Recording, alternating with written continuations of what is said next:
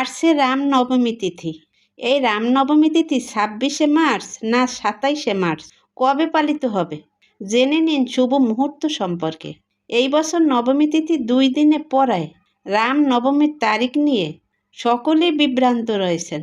আসুন জেনে নেওয়া যাক রামনবমীর সঠিক তারিখ এবং শুভ সময়। নবমী তিথি শুরু হবে ২৬শে মার্চ বৃহস্পতিবার সকাল ১১টা ৪৮ এবং শেষ হবে ২৭শে মার্চ সকাল ১০টা ৬ পূজা ও জন্মোৎসবের সবচেয়ে শুভ সময় ২৬শে মার্চ বেলা ১১টা ১১ থেকে দুপুর ১টা ৩৯ পর্যন্ত। যেহেতু ভগবান শ্রী রামচন্দ্র নবমী তিথিতে দুপুরবেলায় জন্মগ্রহণ করেছিলেন, সেই কারণে দুপুর ১২টা ২৫ সবচেয়ে পূজা করার উপযুক্ত সময়। এই ১২টা পর্যন্ত উপবাস রেখে আপনারা সকলেই রামনবমী উৎসব পালন করুন। রামনবমী হিন্দু ধর্মাবলম্বীদের একটি পবিত্র উৎসব যা ভগবান রামের জন্মদিবস হিসেবে পালিত হয়। এই দিন ভক্তরা উপবাস করে ভজন কীর্তন গেয়ে এবং রামায়ণ বা রাম রক্ষাস্তোত্র পাঠ করে শ্রীরামের পূজা করেন। সূর্যোদয়ের সময় স্নান করে তুলসীপত্র ও ফুল দিয়ে রামচন্দ্র, সীতাদেবী, লক্ষ্মণ ও হনুমানের পূজা করা হয়। এই দিনে বিশেষ ভোগ হিসাবে ফল, আহার বা সাত্ত্বিক খাবার যেমন পায়েস ও বিভিন্ন ফল গ্রহণ করা হয়। হিন্দুরা মন্দিরে গিয়ে প্রার্থনা করে, উপবাস করে, আধ্যাত্মিক বক্তৃতা শুনে এবং ভজন বা কীর্তন ভক্তিমূলক গান গেয়ে উৎসব উদযাপন করে। যেহেতু রামের জন্মদিন, তাই ভক্তরা রামের একটি মূর্তি একটি দোলনায় স্থাপন করে শিশুর মতো পূজাও করা হয়। রামনবমী উৎসব অর্থাৎ রামের জন্মবার্ষিকী উদযাপন করে। দিনটি চৈত্র মাসের শুক্লপক্ষের নবমী তিথিতে হিন্দু পঞ্জিকা অনুসারে পালিত হয়। ২০২৬ সালে রামনবমী উৎসব পালন করতে হবে ২৬শে মার্চ বৃহস্পতিবার। সমস্ত ভারত জুড়ে নানা আচার অনুষ্ঠান ও রীতিনীতি মেনে রামনবমী পালিত হয়। এর মধ্যে রয়েছে উপবাস, প্রার্থনা, রামায়ণ পাঠ, মন্দির দর্শন, শোভাযাত্রা।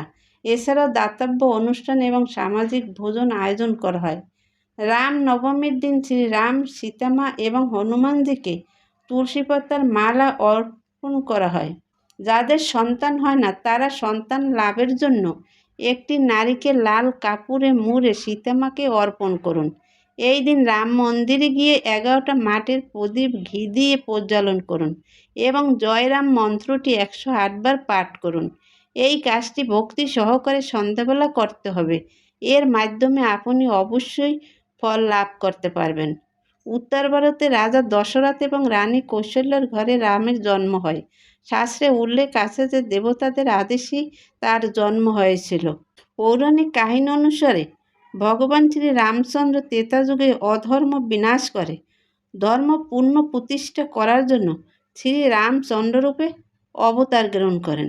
রামনবমী অত্যন্ত গুরুত্বপূর্ণ, তাই রামের প্রিয় 5টি ভোগের নাম: কাঁচা দুধ, দই, মধু, ঘি এবং চিনির গুঁড়ো দিয়ে তৈরি তুলসী পাতা দেওয়া অবশ্যই কর্তব্য। ক্ষীর বা পায়েস রামের অত্যন্ত প্রিয়। লাড্ডু, রসগোল্লা, বরফি অন্তর্ভুক্ত থাকে। বনবাসের সময় রামচন্দ্র জাম ও বেলফল খুব পছন্দ করতেন।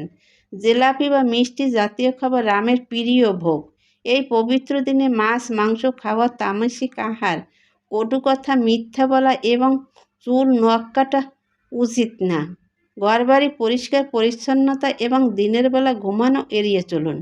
সঠিক নিয়মে এই ব্রত পালন করলে ভক্তরা অশুভ ও শক্তি থেকে মুক্তি পান এবং শ্রী রামের কৃপায় সব মনোবাঞ্ছা বা ইচ্ছা পূর্ণ হয়।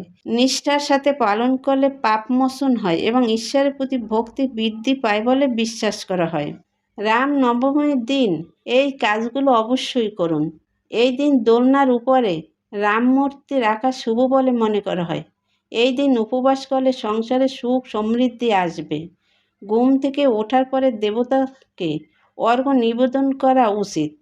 এই দিন খুব ভোরে ঘুম থেকে উঠে গঙ্গা স্নান বা নদীতে ডুব দিলে অতীত ও বর্তমান জীবনের সমস্ত পাপ দূর হয়ে যায়। এই দিনে রামচরিত্র ও শ্রীরাম রক্ষাস্তোত্র পাঠ করা শুভ।